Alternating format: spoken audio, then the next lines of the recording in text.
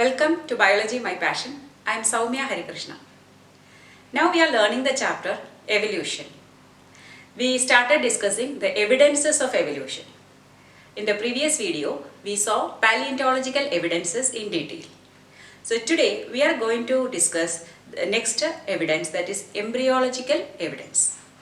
So we know that embryological evidences come under different categories. Let us discuss one by one. So the main theories or the characteristics that we are observing here are similar early development, resemblance among vertebrate embryos, recapitulation theory, temporary non-functional embryonic structures, and development of vertebrate organs. Now let us see each one in detail. The first one is similar early development. That means early development of all the embryos are the same. In the human reproduction chapter, we learned post-fertilization events like embryogenesis, where the zygote develops into embryo by cleavage. So it's not a single step, right? Zygote undergoes cleavage to form the 2-cell, 4-celled, 8-celled and then 16-celled stage. By the time we call it as morula. Then morula further undergoes cleavage to form blastula. In a case of other animals. In human beings we say blastocyst. Then after that implantation, gastrula formation happens, and the gastrula further divides or differentiates into 3 layers because we are all triploblastic: ectoderm, mesoderm, endoderm, and from these 3 layers other organs are forming. So this developmental stage, that means zygote to morula, blastula and gastrula, this is almost same for all organisms. This shows similarity among the organisms and also indicates a common ancestor. Now the second point is resemblance among vertebrate embryos. The embryos of all vertebrates. But vertebrates means what? Fishes, amphibians, reptiles, apes and mammals. So if you look at the embryos of all the vertebrates, early embryos are similar in their shape and structure. They all have a head with a rudimentary eyes and ears. They have similar visceral arches, visceral furrows and embryonic tail. So if you look at this, it's very difficult for us to find out which is the embryo of a fish or which is the embryo of a human being. All are looking similar. Among this, very closely related vertebrates, like for example fish and amphibians, they are very closely related. Their embryological stage will be even closer, and for a longer period of time they will be looking similar than the distant ones. That means if fish and frog, if you look, they will have more similarity, and during embryonic development they will maintain the similarity for a longer period than with the fish and the human being, which are actually distantly related. So the next theory is recapitulation theory. Recapitulate means what? Repeat. Okay? An animal during its developmental stage from egg to adult repeats or recapitulates in a condensed form all the evolutionary stages its ancestors have passed through during the course of evolution. That means it's like a movie. In certain movies we know towards the end, to support the story, they may be recapitulating or revising everything happened throughout, right? Like in a short period of time, or in a song scene they will be showing the whole story of the movie. So the same way here also, an individual animal during its development from egg to adult, if you look at it, the different stages will show all the evolutionary stages happen to its ancestors. Ancestor means not a parental generation, ancestors from the beginning. What all stages they have come through in the evolutionary course of life. That is called a recapitulation theory. So this is stated as ontogeny repeats phylogeny. You may be wondering, what is this ontogeny? What is this phylogeny? Don't worry, these are very simple. What I told in sentence is given as a phrase here. Ontogeny means the evolutionary history of an animal that repeats or recapitulates. Phylogeny. Phylogeny is the evolutionary biology. So if you see one animal's development from egg to adulthood, that will show you the entire history of life. Right? So this is called a ontogeny repeats phylogeny. Means evolutionary history of one animal repeats that of the evolutionary biology. This was actually proposed by a scientist called called Ernest von Baer in the year 1828. Later, another scientist called Ernst Haeckel renamed the theory as biogenetic law. This also shows common ancestry. Here we can cite a few examples. We all are familiar with the frog. Frog is an amphibian, right? But what about the developmental stage of frog? Its larval stage is called a tadpole, right? Yes. But if you look at tadpole, they are similar to fishes. So that indicates, that stage of development indicates that frogs or amphibians have evolved from fish or fish-like ancestors. And also, we know that the lower organisms like thallophytes, bryophytes and all, they need water for completing their fertilization. The sperms are moving in the medium of water, or anthrozoids are moving in the medium of water.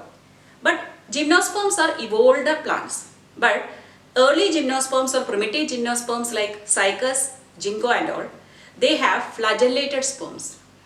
What does that mean? And also they need water for completing its life cycle. So the flagellated sperms can move through the water current to reach the female part. That is also an example of primitive nature. That means it must have originated from bryophytes and pteridophytes. Now, next feature is temporary non-functional embryonic structures. Embryo of certain animals have certain structures which are non-functional during their embryonic stage, but that will disappear before birth or hatching. For example, if you see a developing bird, an embryo of bird, it has got teeth buds. But once it hatches out, they have only beak, there are no teeth. But we know during the embryonal stage or developmental stage, they are deriving nutrition from yolk. So literally they don't use their beak or their teeth for crushing or chewing. So it's of no use to the embryo, but still it is there. But on development, means or by birth or hatching out, that disappears. But actually after that birds need them, right? To crack the nuts or the fruits they need teeth, but they don't have it. So this shows that they must have originated from the toothed reptiles. And the next theory is development of vertebrate organs. If you see the development of some vertebrate organs like a brain, eyes, ears, heart, we can see there is a similarity, or that will show the ancestry. For example, we know in case of fishes, they have only 2-chambered heart. Amphibians and reptiles have 3-chambered except crocodile. Apes and mammals have 4-chambered heart. But if you see the developmental stage of heart of a bird or a mammal, you can see it's not initially developing as a 4-chambered heart. First it is 2-chambered, then 3-chambered, then 4-chambered. What does this indicate? Birds and mammals must have originated from fishes through amphibians and reptilian stages. So these are the different statements to substantiate the theory of embryological evidences. Next evidence for evolution is comparative anatomy and morphology. What is meant by anatomy? Anatomy means the internal structure, whereas morphology is the external structures. So if you compare the internal as well as external structures of different animals, if they show similarities, that points out to a common ancestor. So in this we are going to discuss these headings: body organization, gradual modification, homologous organs, analogous organs, connecting links, vestigial organs and atavism. So the first one is body organization. We are all multicellular organisms, but that doesn't mean that each cell is independently functioning. Yes, each cell has the capability to function itself, that's why we call it a structural functional unit of life, but still there is a coordinated way of working for these cells in our body. So in our body, the cells having similar structure and function are collectively forming tissues. A group of tissues will be forming organs. Organs will form organ system. So different organ systems will finally become organism. So if you see this gradation, this shows a fundamental unity among organisms. But we know when we are starting from simple to complex, in the classification system also we are following simple to complex. So if you see animal kingdom, phylum Porifera. Porifera means it's a cellular level of organization. It's a collection or aggregation of cells. But when it comes to coelenterate, they become tissue level of organization. Then Platyhelminthes onwards, organ level of organ development starts, but annelid onwards it's very evident. So the slow gradation is showing the common ancestry. The same is happening in case of plants also. If you see plant different divisions starting from Thallophyta, then Bryophyta, Pteridophyta, Gymnosperms and Angiosperms. Thallophytes have a thallus or undifferentiated plant body just like a thallus. But when it comes to Bryophytes, more organized, kind of root-like, stem-like, leaf-like structures. In Pteridophytes, true root, stem and leaf with a vascular bundle. Then when it comes to Gymnosperm, that body is retained but seed development starts. When it comes to Angiosperms, the seed is enclosed in fruit. So there is a structured organizational level in the course of evolution. Next is gradual modification. This I already discussed in the embryological evidence, that is about the development of heart. There is a gradual modification of formation of heart, that is from 2-chambered, then 3-chambered, 4-chambered. So that is the example of evolution. Development of brain also shows the same gradual modification. The enlargement of cerebrum and cerebellum is seen in the course of evolution or development. Then the third point is homologous organs. What are homologous organs? Organs having same structure but they perform different function. Homologous organs indicate a common ancestor, that you always have to remember. The basic structure is similar, that indicates a common origin. There are many examples of homologous organs. The forelimb structure. We have the forelimbs, that means it has got humerus, here two bones, radius and ulna, here we have carpals, metacarpals and phalanges. So this structure is same in almost other organisms also. For example, if you see the forelimbs of a cheetah, or if it is in the case of a bird, or if it is in the case of a lizard, a reptile, or if it is in the case of frog, an amphibian, and of all these organisms have the same basic structure. But are they doing the same function? No. We are using it for holding or grasping, or a cheetah is using it for running, lizard using for creeping, frogs are using it for leaping. The structure is the same but functions are different. Another example in plants is thorns and tendrils. Thorn means what? Suppose this is a branch, here a sharp structure is called a thorn, whereas tendril means a thin and a slender structure. So they are basically stem modifications, but thorn is used for defense, whereas tendril is used for climbing or clinging around a support. Homologous organs are examples of divergent evolution. Means they started as a point or a common ancestor. From them they deviated. That's why the structure is remaining the same, but they are deviating or adapted to perform different functions. They are diverging out from a point, so it is called a divergent evolution. Next we are discussing analogous organs. Analogous organs actually they are the opposite of homologous organs. In homologous organs, same structure, different functions. Here, same function but different structures.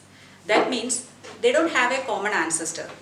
They originated from different ancestors, but somehow they converge to a point or they happen to do the same function. So this is an example of convergent evolution. So from different ancestors, they are converging to a single common point or a single function.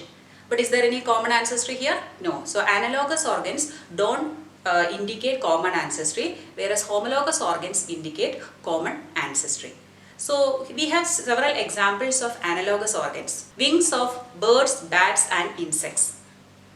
We know birds, bats and insects use their wings for flying, but their structures are different. In case of birds, it's made up of feathers. In case of bat, it is a stretch of skin over the bone structure, whereas in insects it's only a membranous structure. The same way, fins of fishes and flippers of whales. Flippers are like modified forelimbs, but fins are not like that. They are analogous because they have the different structures but they perform the common function of swimming. Eyes of octopus and vertebrates. Eyes are having only one function, that is viewing things or vision, whereas their structures are different. Octopus have rudimentary eyes, whereas vertebrates have highly evolved eyes. Then leaves and cladode. Cladode is a stem modification for doing photosynthesis. So Leaves are actually doing photosynthesis, so function is the same, but their structures are different. One is leaf, one is stem. Then potato and sweet potato. Potato is a stem modification. Sweet potato is root modification. So structures are different, but they do a common function, storage. Tendrils of cucurbita and pea. Cucurbits have tendrils. What is the function of tendril? To cling around a support.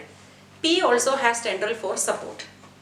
Whereas in cucurbits, the tendril is a stem modification.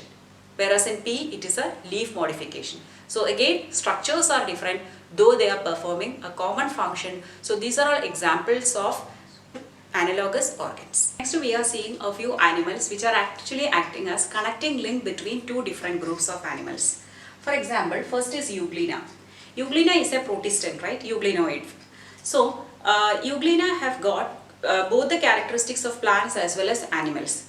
They have chlorophyll-like plants which can, with the help of that, they can do photosynthesis, but in the absence of sunlight, heterotrophs also.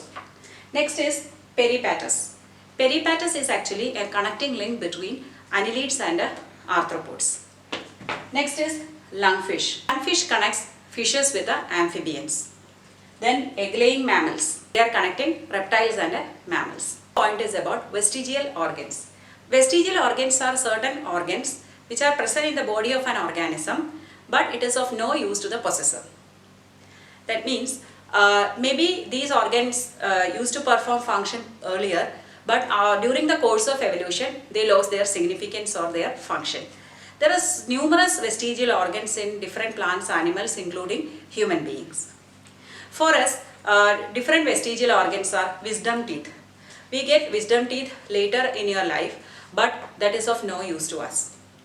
Then ear pinna. Animals use it for collecting or gathering sound waves, but we are not moving it, so it is actually not useful to us, so it is a vestigial organ. Or you can see a membrane here. This is called a nictitating membrane. That is also considered a vestigial organ. The same way, body hair is a vestigial structure, or coccyx or a tailbone is a vestigial structure, and vermiform appendix, which is a finger-like projection between the small intestine and large intestine, where it opens into cecum, that is also considered a vestigial organ. Canines are also vestigial structures. And scales of Cuscuta, Ruscus, all these plants. Scale leaves means what? Dry leaves. They are also considered vestigial organs. Next is atavism. Atavism means reversion or throwback. Some ancestor structures which have greatly reduced or disappeared in due course of evolution may reappear in an individual. That is called atavism. At least rarely we can see human babies born with a tail. This is an example of atavism. Or additional mammae in human beings. So these are the different examples of anatomical and morphological similarities among organisms, which is actually giving us an idea about evolution. So about the other evidences of evolution, we will continue in the next video. So if you like my teaching, please like, share and subscribe to my channel, Biology My Passion.